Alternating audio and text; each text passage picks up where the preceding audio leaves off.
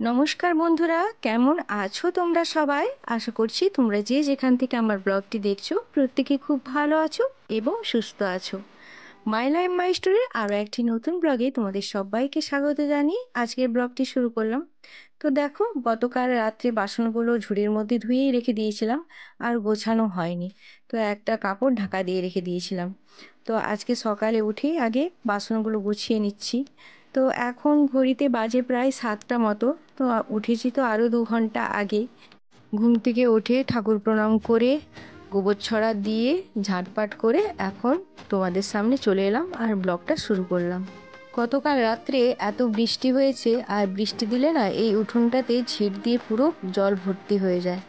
তো সেই কারণে এখন একটু লাতা দিয়ে দিচ্ছি, আর লাতা না দিলে না ভালো লাগবে না। তো সেই জন্য একটু গোবর গুলে ভালো করে লাতা দিয়ে দিচ্ছি। আর বৃষ্টির জল পেয়ে পেয়ে এই সব এই ধারগুলো না প্রচুর কেঁচো মাটি তুলে দেয়। এই যে দেখো, এখানে সব বস্তাকে ঢাকা দিয়ে দিয়ে রাখা হয়েছে, তো এই সাইডে সাইডে না কত কেঁচো মাটি তুলে দিয়েছে। এগুলো যদি না লাতা দেওয়া হয় তখন দেখতে খুব বাজে লাগে। তো সেই কারণে ভালো করে লাতা দিয়ে দিলাম। তো বন্ধুরা, তোমাদের কাছে একটাই অনুরোধ, তোমরা আমার ভিডিওটি শেষ পর্যন্ত দেখো। তো তোমরা কিন্তু কেউ আমার ভিডিও শেষ পর্যন্ত দেখো না, একটু শুধু টাচ করে চলে যাও। তোমাদের কাছে একটাই অনুরোধ করব যে তোমরা আমার ভিডিওটি শেষ পর্যন্ত দেখবে। তো এদিকে দেখো, মায়ের বিছানার চাদর আর বেড বালিশের কভার আর বাবুর কয়েকটা জামা সব ডুবিয়ে দিলাম।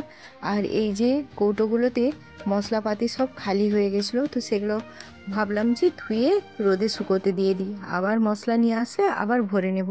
ওইদিকে লাতা দেওয়ার কাজ সেরে এখন চলে এলাম রান্নাঘরে সবজি কাটতে। বাবু গেছে টিউশন, আর তোমাদের দাদাভাইও গেছে মাঠে। সাথে দুজন লোকও হয়েছে আজকে। মাঠে ওষুধ দেওয়া হবে, তো তারাও ওষুধ দেবে।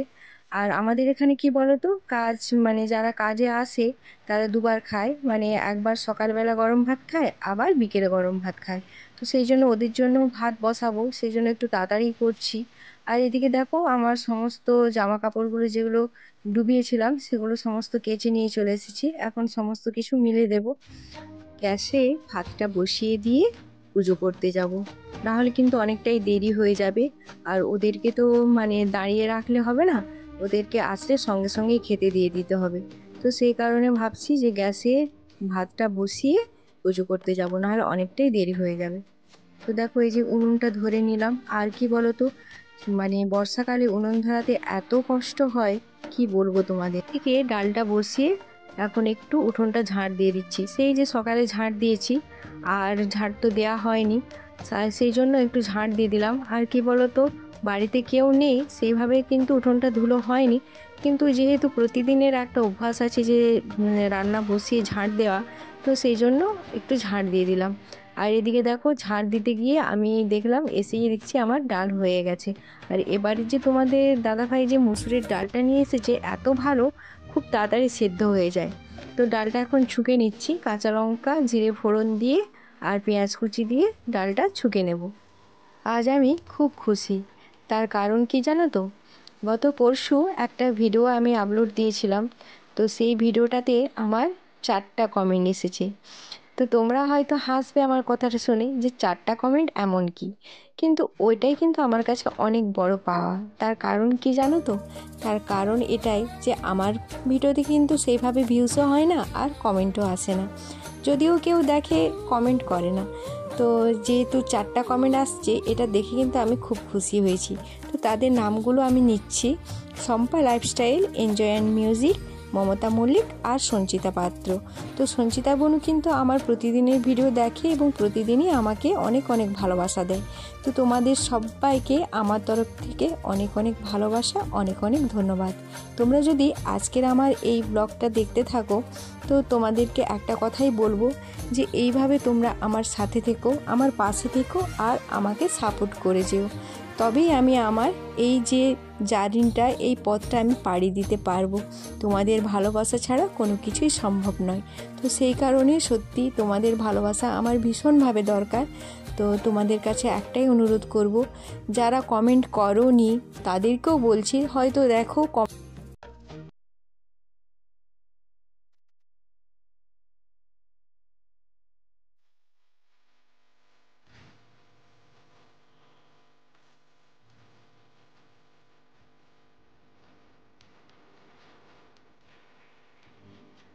আমি একজন অতি সাধারণ গৃহবধূ, তো তাই আমার কাজকর্ম অতি সাধারণ।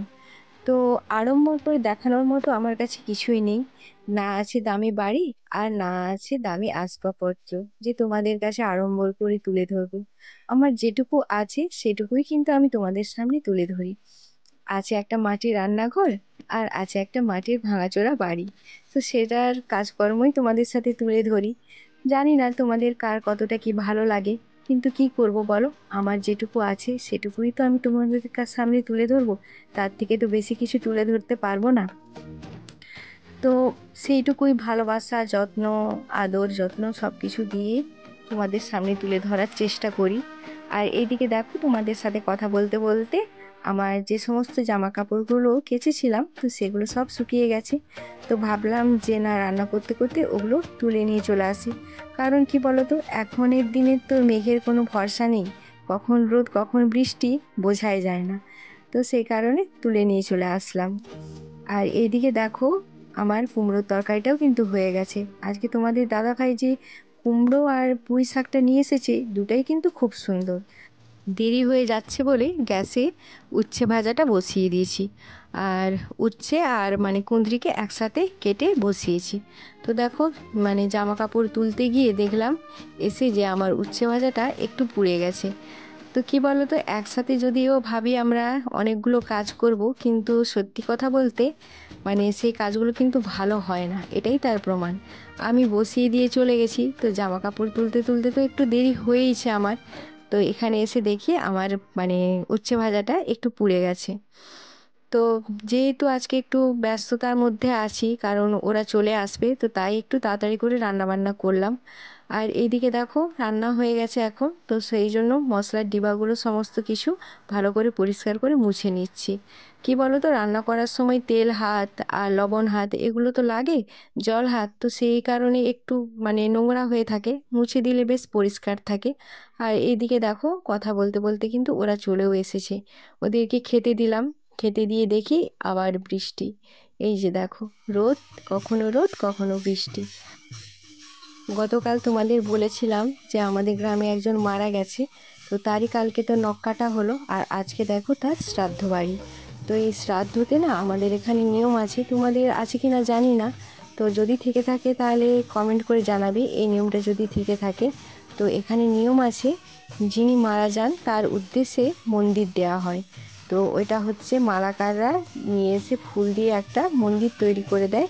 তো সেটা কিন্তু সবাই মিলে দেয়, মানে সবাই বলতে কি, মানে ছেলেরা, বৌমারা আর মেয়েরা সবাই মিলে দেয়। তো তাই এই যে মন্দির নিয়ে আসছে, মন্দির নিয়ে এসে এখানে দেবে। আর এই পুকুরটা আমাদের প্রতিষ্ঠা পুকুর, তো তো এইখানেই দেয়া হয় মন্দির। আর আমাদের তো সামনে নদী আছে, কিন্তু নদীতে না কেউ কখনো যায় না। যেমন আমার বাবার বাড়িতে কিন্তু নদীতেই হয়, কিন্তু এখানে দেখি পুকুরে দেয়। তো দেখছি এই যে পুকুরে সবাই নিয়ে চলে এসেছে মন্দির, একটা একটা করে মন্দির নিয়ে চলে এসেছে। আর আমি না দূর থেকেই করছি ক্যামেরাটা, কারণ কি বলতো, এইসব জিনিস না ক্যামেরা করা যায় না, আর সেটা ভালো দেখায় না। তো সেই কারণে দূর থেকেই করলাম।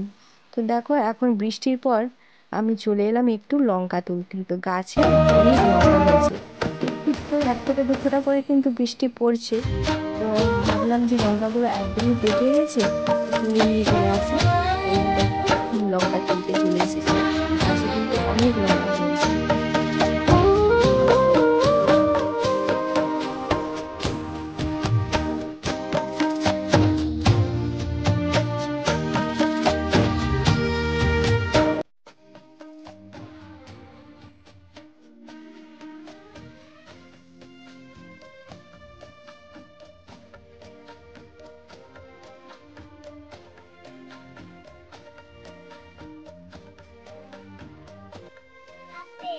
আপেল আবার ভুল, ঠিক করে বলো।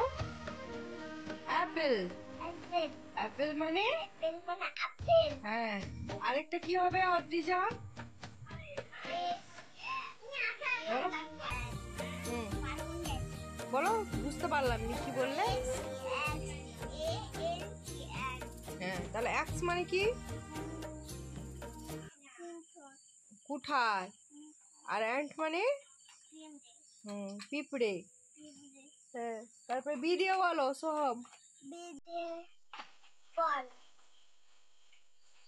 আর কি হবে বলো দিদি?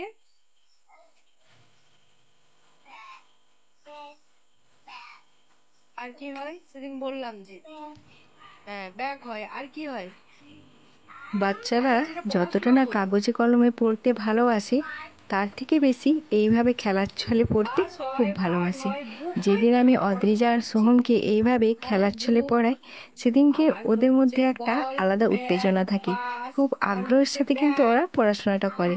আর যেদিন কাগজ কলম নিয়ে পড়ায় সেদিন তো মুখ বাঁকিয়ে কেমন যেন একটা করতে থাকে। তো যাই হোক, দেখো ওদেরকে পড়াচ্ছি তো ওরা আজকে খুব খুশি, মানে এইভাবে আমি পড়াচ্ছি বলে ওরা খুব মানে স্বতঃস্ফূর্তভাবে উত্তরগুলো দিয়ে দিচ্ছে আমাকে।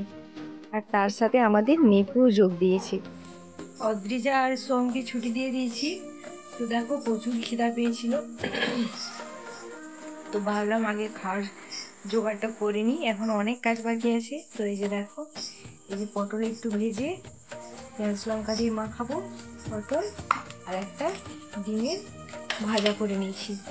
তো ডিম ভাজা আর পটল ভেজে পেঁয়াজ লঙ্কা মাখিয়ে জল দেওয়া ভাত খাবো। আর তোমাদের দাদাভাই আর বাবু তো যাচ্ছে, মানে নিমন্ত্রণ আছে, ওরা তো বাড়িতে খাবে না। তো ভাবলাম যে খিদে যখন পেয়েছে একবার রাত্রের খাবারটা খেয়ে নিই, তারপরে বাকি কাজগুলো করব। তো চলো এখন রাত্রের খাবারটা খেয়ে নিই, তারপর আবার বাকি কাজগুলো করছি আর তোমাদের সাথে শেয়ার করছি। খাওয়া দাওয়া সেরে আমি রান্নাঘরটা পুরো পরিষ্কার করে গুছিয়ে নিলাম। তো এটা আমার শাশুড়ি মায়ের কাছ থেকেই শেখা। আমার শাশুড়ি মা প্রতিদিনই রাত্রে এইভাবে মানে বাসন কোসন ধুয়ে রান্নাঘর গুছিয়ে রাখতেন। আর মা এটাই বলতেন যে আমাদের খাওয়া দাওয়ার পর নাকি আমাদের যে গৃহদেবী আছে উনিও এসে রান্না করেন, তো সেই কারণে। তো যাই হোক, এটা সংস্কার না কুসংস্কার সেই সব কথায় আমি যাচ্ছি না, কিন্তু যেটুকু আমি বুঝে দেখেছি যে রাত্রেবেলা যদি আমি এই কাজটা করে রাখি সকালে আমার কিন্তু কাজটা অনেকটা হালকা হয়। যখন সকালে ঘুম থেকে উঠে এসে দেখবো যে রান্নাঘর এলোমেলো হয়ে পড়ে আছে, বাসন কোসন পড়ে আছে, এঁটো বাসন, তো দেখেই না মনটা কেমন একটা বিরক্তি হয়ে যায়। তো সকালে আমাদের মনটা খারাপ করলে তো হবে না, সকালের মাইন্ডটা হবে একদম ফ্রেশ মাইন্ড। আর সকালবেলাটা যদি ভালো যায় তাহলে জানবে যে সারা দিনই ভালো কাটবে। তো সেই কারণে সেইটুকু ভেবেই কিন্তু আমি কাজটা করে রাখি। খাওয়া দাওয়া হয়ে গেছে আর রান্নাঘর আমি গুছিয়ে রেখে দিয়েছি। তো তোমাদেরকে তো বললাম যে রান্নাঘর আমি প্রতিদিনই প্রায় দিনই গুছিয়ে রাখি। এক আধ দিন হয়তো মিস হয়ে যায়, যেদিন হয়তো বৃষ্টি হয় সেই দিনই মিস হয়ে যায়, বা কোনো দিন যদি অনেক রাত্রি হয়ে যায় খেতে তখনই হয়তো মিস হয়। তাহলে কিন্তু প্রতিদিনই রান্নাঘর আমি গুছিয়েই রাখি, বাসন ধুয়ে রান্নাঘরে লাতা দিয়ে সমস্ত কিছু গুছিয়ে রেখে দিই। তো চলো বন্ধুরা, আজকের মতো ব্লগটি এই পর্যন্ত। আবার দেখা হবে আগামী একটি নতুন ব্লগের সাথে। ততক্ষণে পর্যন্ত তোমরা সবাই ভালো থেকো, সুস্থ থেকো, নিজের খেয়াল রেখো, নিজের পরিবারের খেয়াল রেখো। আর হ্যাঁ, অবশ্যই আমায় মনে রেখো। আর আমার আজকের ব্লগটি কেমন লাগলো অবশ্যই কমেন্ট করে জানিও। যদি ভালো লাগে তাহলে ছোট্ট একটি লাইক দিও। আর যদি খুব খুব খুব ভালো লাগে, যারা আমার চ্যানেলে নতুন তারা অবশ্যই আমার চ্যানেলটিকে সাবস্ক্রাইব করে আমার পাশে থেকো। তো চলো আজকের মতো tata, bye bye, good night.